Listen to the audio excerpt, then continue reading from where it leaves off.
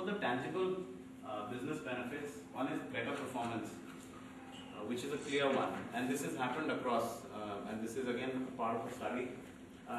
You'll all agree, engaged workers work smarter. They'll always look for ways to improve performance. This is a part of the case study that I'll be talking about in Prudential. They can go to any level to try and, because if they believe in the organization's goals, other pieces, and they all get in together, how they can really come and make a difference overall.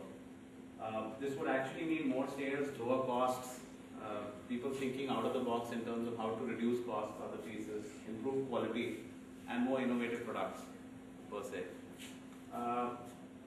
From a greater stakeholder satisfaction, engaged employees will actually ensure that the customers are, there's a lot of customer retention from they'll try and first of all create customer wow overall, which will lead to more retention. There's a particular thing at the summary chart which I'll talk about. So once the customers are very happy, they'll lead to more referrals. More referrals means there's a lesser cost to acquiring new business.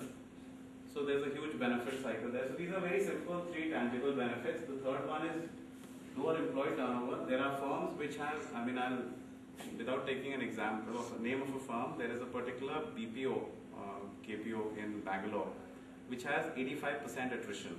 85% attrition.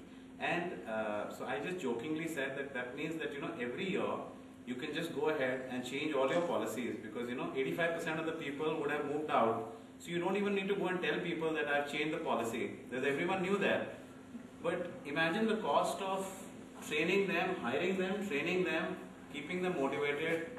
So one actually loses up to, like in Fullerton and Yes Bank, I used to keep saying that when a guy decides to quit, he first switches off 2 months before. So that's a loss for 2 months. He starts unplanned absenteeism, other pieces.